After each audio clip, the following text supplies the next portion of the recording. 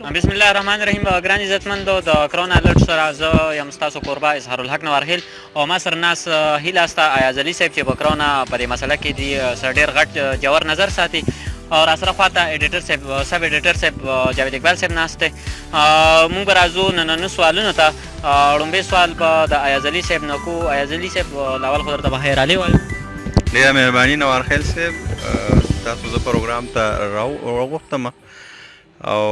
بیا د ثوابي ټایم شکریا ادا کوم چې دلته موږ ته موقع راکړه او موږ یې راوبللو. ایاز علي صاحب، لومړی سوال به ستاسو نه داسې کوو چې پاکستان کم بجټ دی او د صحت کم بجټ دی، د دې نه آیا تاسو مطمئن یې یا نه؟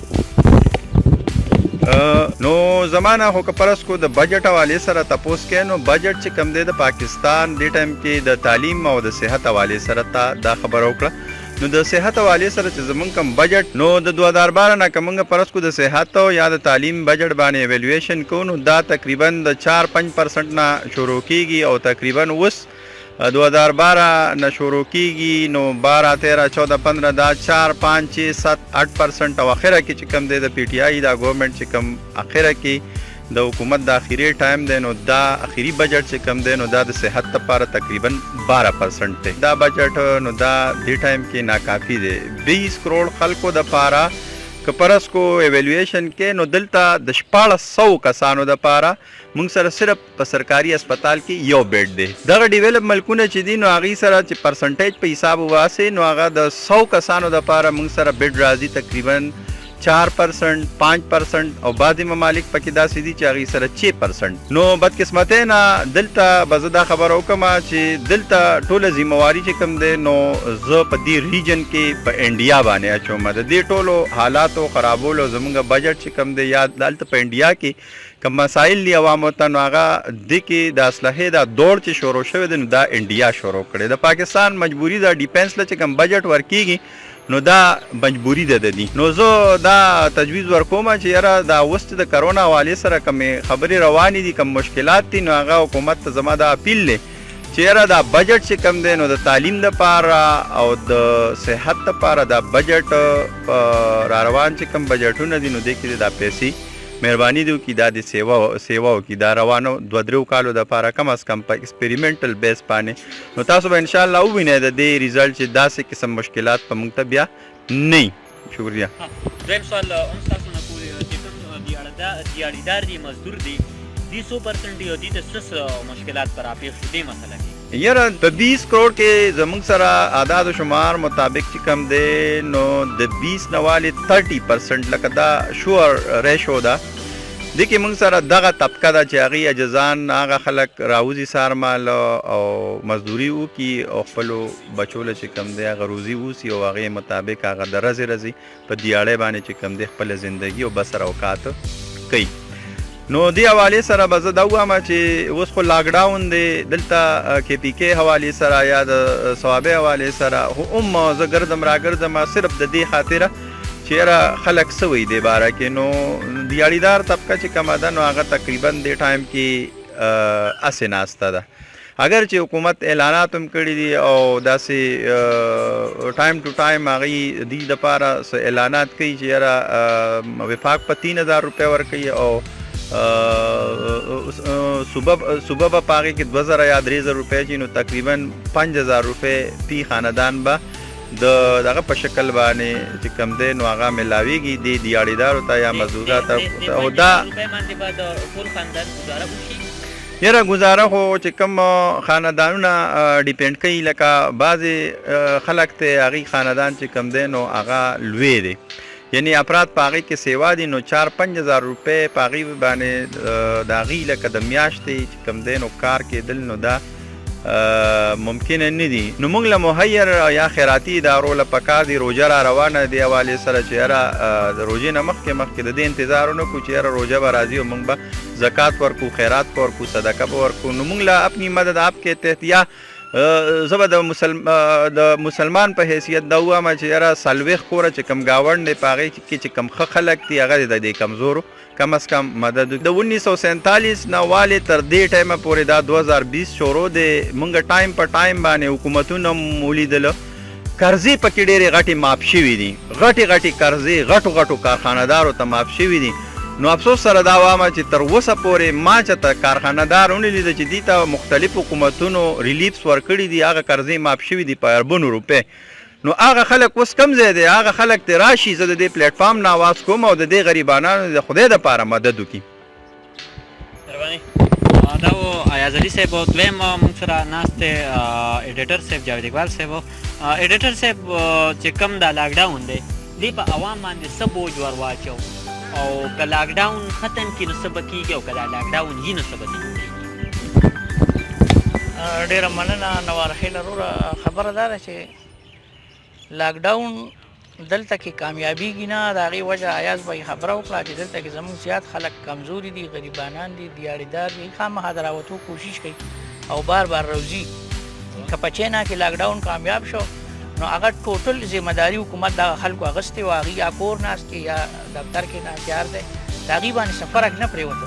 زموږ په خلکو باندې ډېر غټ فرق پرېوتی دی او ډېر غټ خلک د دې نه متاثره دی خو بیا هم چې کوم وبا ده نو د هغې تباهۍ زیاتې دي نو د غټ مصیبت دپاره وړوکې مصیبت دا برداشت کول پکار دي باید چې عوام برداشت کړي او د برداشت دپاره هم دغه یو حل دی د برداشت حدي آیا دا به تر کوم وخته پورې دا هم یو سوالیه نشان دی او د دې نه پس پسې دا هم داسې خبرې دي چې په دې باندې به آینده وخت کې موږ خبرې کوو انشاءالله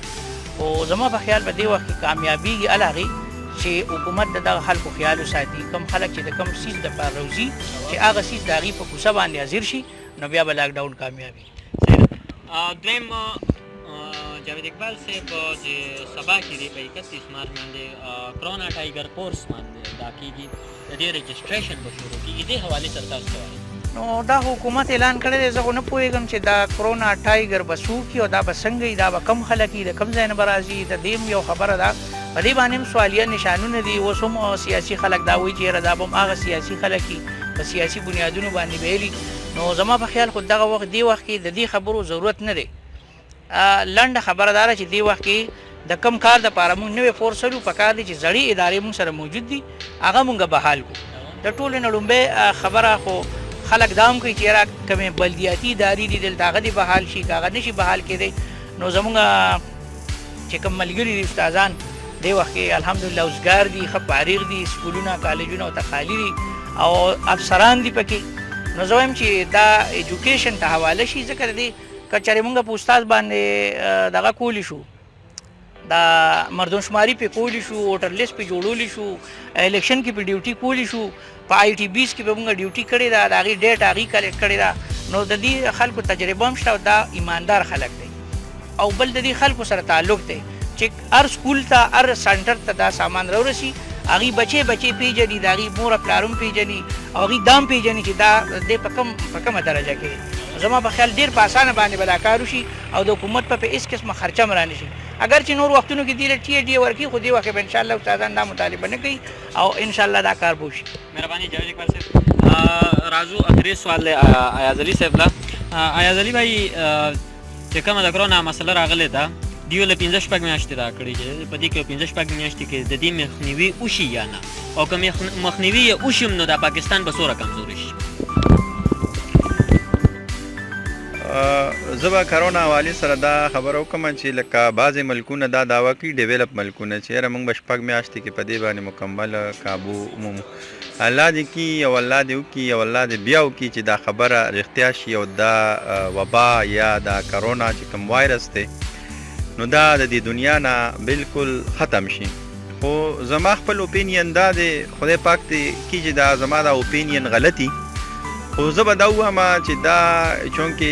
انفیکشس ډیزیز دی د یو نه بل ته لګېدو والا ډیزیز دی نو کرونا په یو حساب باندې خطرناک په دې دا دی چې د دې موډ اف سپریډ ویری سپیډي دی سپیډ د دې سیوا دی سپیډي سیوا دی او تر اوسه څه ریسرچ نه دی شوی ټوله دنیا کې چونکې دا وایرس چې کم دی نو دا نوې وایرس دی او د دې چې کومه مطالعه ده نو هغه دا ده چې دا وایرس چې کم دی نو د خپل پراپرټیز یا خصوصیات ټایم په ټایم تېرېدو سره چینج کوي نو ټوله دنیا کې کار شروع دی ریسرچ شروع دی ویکسینو باندې هم چې کم دی کار شروع دی او دوه څلور ادارې داسې دي چې هغوی دا دعوه کوي چې یاره موږ ویکسین تیار کړي دي. بهرحال زه به لنډه دا ووایم چې ویکسین تیارېدل بیا هغه په مختلفو ځناورو په مختلف سپیشیز باندې په مختلفو نسلونو باندې ټیسټ کیږي او هغې بیا سایډ افیکټس ګوري او هغه بیا اپروول اخیستی. د دې داسې نه ده چې نن ویکسین جوړ شو او سبا به دا انسانانو ته لګوي. د هغې اپروول او د هغې ټول چې کومه مرحله ده نو هغې نه تقریبا د 15 میاشتو نه والې تر 18 میاشت یعنی یو نیم کال به ویکسین مارکیټ ته راتلو کې چې کله ویکسین دی د دې مرحلو نه تیر شي او ویکسین کله اپروو شي د دغه ارګنایزینګ باډیز چې کوم ادارې دي هغې نه دغه شي اپروو شي او مارکیټ ته راشي نو یو نیم کال ټایم به علي د دې وایرس چې په کم ریشو باندې په کم رفتار باندې دی روان دی. نو دې حوالې سره به زه دا ووایم چې 6 میاشتې چې کم پریډکشن دی نو الله دې وکړي چې د دې دا پریډکشن صحیح ثابت شي. خو زما په خیال دا کیسونه به بیا هم د 6 میاشتو نه بلکې کال 2 کاله به دا مسله وي. دا کیسونه به په مختلفو ملکونو کې راځي ښکاره کیږي به. مهرباني. ګران عزتمندو دا زموږ پروګرام کرونا الرټ و دې کې موږ سره راغلي ایاز علي صاحب او ما سره جاوید اقبال صاحب زموږ مېلمانه نو را روان پروګرام د پورې درنه غواړو اجازت تلوي الله پامان.